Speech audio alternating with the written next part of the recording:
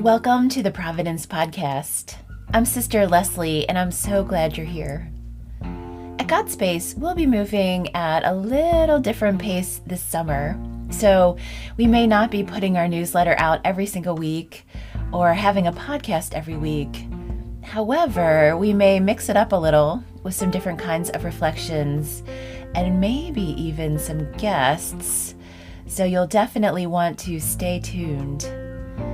And if you haven't signed up for our newsletter, well, you should do that. It's always a good time to connect at God's Space. You can sign up at our website, godspacecommunity.com, and we'll send you a newsletter with reflections, a link to the podcast, and events and things coming up. So be sure to check that out because you don't want to miss out. And now we'll offer our reflection for this Sunday. This week, we are blessed to have a special guest reflecting with us, Sister Fidelis Tracy. Sister Fidelis is a Sister of Divine Providence. She's done many things throughout her ministerial career, including high school teaching, vocation ministry, and most recently she was a Professor of Theology at Thomas More University. Right now she offers reflections like this.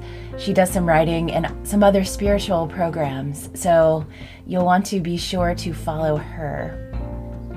So let's begin our reflection. We'll start with our reading and go from there.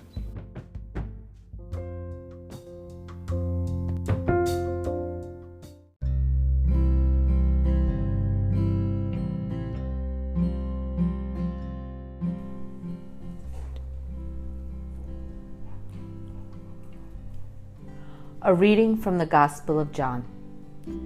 Jesus said to his disciples, "I have much more to tell you, but you cannot bear it now. But when it comes, the Spirit of truth, it will guide you to all truth. It will not speak on its own, but it will speak what it hears, and will declare to you the things that are coming.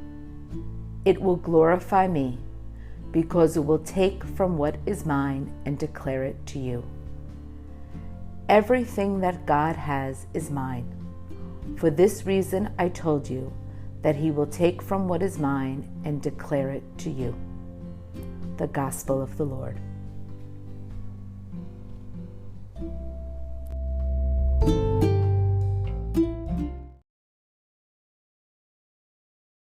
In our gospel, Jesus makes a really amazing and sweeping promise that we will receive a Spirit who will guide us to all truth and even let us know all that is coming.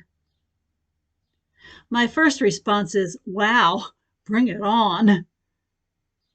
But a little reflection leads me to say, wait a minute. Ambiguity stalks life.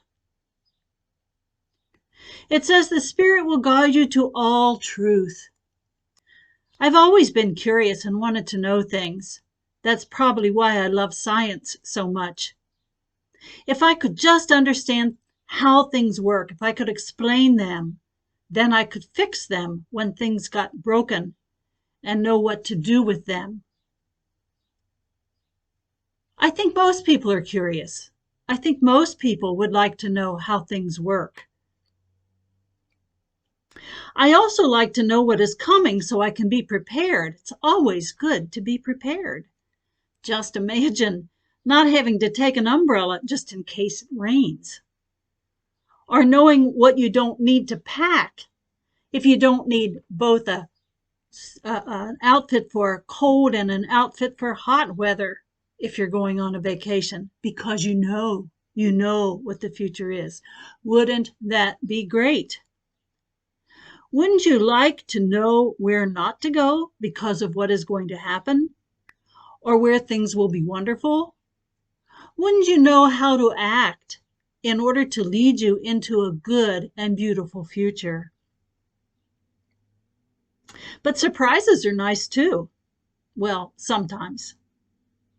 I guess other times they upset me. So even though at first I want to say hooray to this promise, I must say that it's never really been fulfilled for me. I have never been able to rest thinking, now I have it all. I have it all together, and I understand everything, and I know what's going to happen and how to prepare for it. You're probably in the same place I am. Do you have it all together? Or is life still a mystery? Do you like the mystery? Or do you struggle with it? I do both. It's kind of ambiguous. Which brings me to the feast we celebrate today, the Feast of the Most Blessed Trinity. Our God is three persons, equal but separate, and these three are only one God. I sort of have a love-hate relationship with this feast. The ambiguity about it circles around the mystery part. Though I love mystery programs on TV, I often do not like mystery in my own life. So I'm going to start in my reflections on this feast with the hate part of that love-hate relationship, since it's the least important and the least strong. What I hate is that in the end, after all attempts to explain the Trinity, it always comes down to, it's a mystery. You're never going to understand it. And mystery can be disturbing. I want to clean up messes and straighten out relationships. Actually, I wish everything just ran smoothly without any hitches. That's my idea of paradise. You probably get that. Though I do know a few people who seem to thrive on chaos and only seem comfortable in the midst of it. Kind of like Pigpen in the Snoopy comic strip. That's probably not the majority of us, though. In my desire to understand which is part of my science-focused disposition, I took theology classes that aimed to explain the mystery of the Trinity. That's a big job. There were so many Greek terms and definitions: person, nature, essence, existence, hypostatic union. Well, I can explain it all. But never did any of it touch my lived experience. It was just head knowledge. I still had to say, it's a mystery. It was all head knowledge, not anything that touched my heart. It just didn't work for me.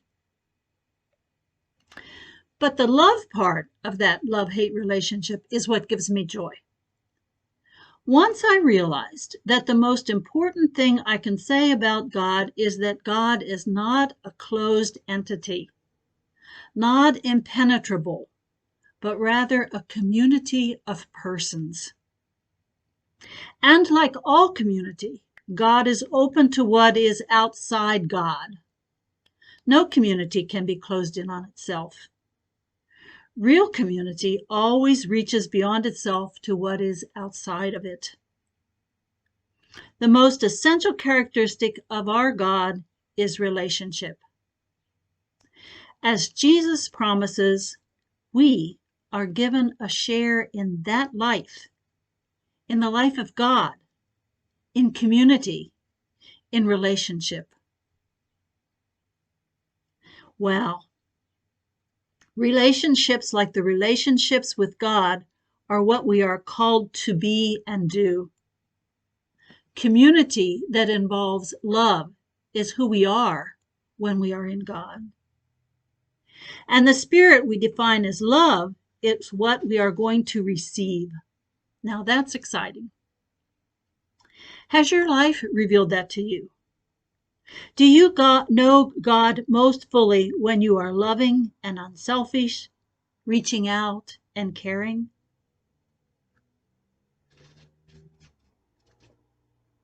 What I ultimately understand is that when we are in loving relationships, we are in God. When we are closed off from community, we are outside of God. Is that part of your experience? Loving relationship cannot be grasped with head knowledge. God can only be known in a community of relationships. And relationships basically cannot be grasped. Friendship cannot be completely defined. I may know a lot about my friends, but they're still a mystery. Actually, that's what's nice about them. If they were not still a mystery, they would no longer be interesting or relatable. Maybe mystery is what is exciting about life, what keeps me going and attracts me. How boring life would be without any surprises or any new revelations. There's that ambiguity again. So strange. Mystery is both what is disturbing and what is attractive about relationship and community and God. I am a member of a religious community, the Sisters of Divine Providence. What most religious will say, if they're asked what's most rewarding about religious life, they will say community. And then if you ask them what's most difficult about religious life, they will say community. Oh, that ambiguity again. All community is exhilarating and hard. Yet it is what we are called to when we are called to be in God, when we are called to share divine life. Why are good relationships? Why is community hard?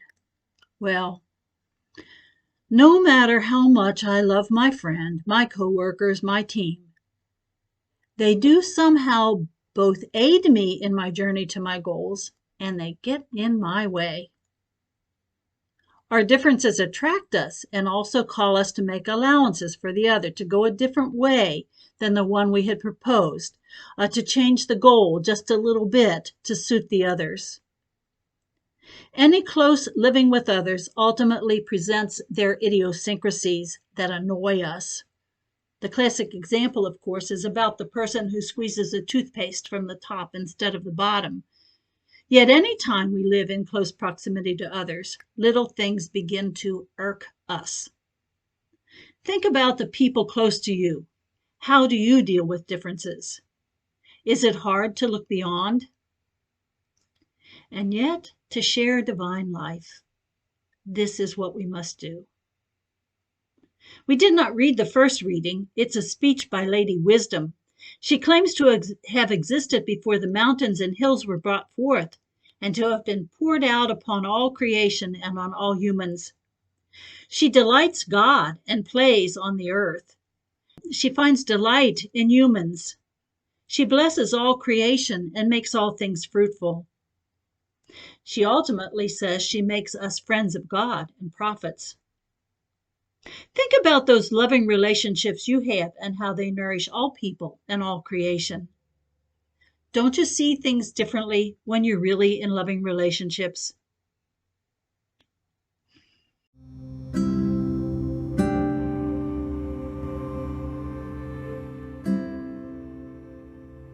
As you take time now to reflect on today's feast, just sit for some time, merely longing for the promised Spirit to come upon you.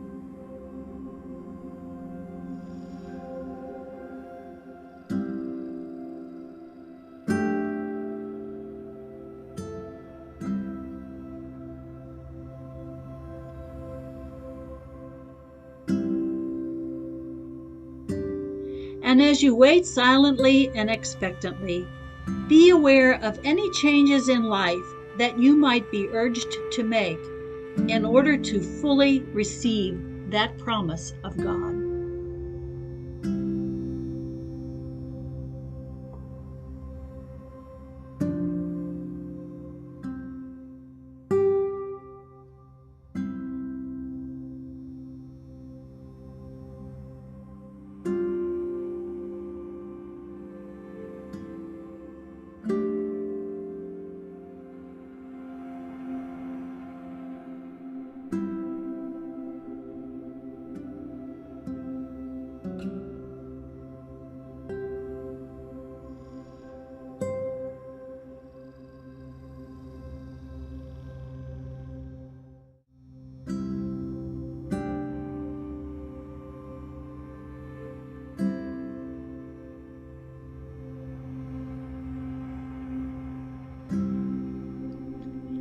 God bless you with God's life and presence and beautiful community.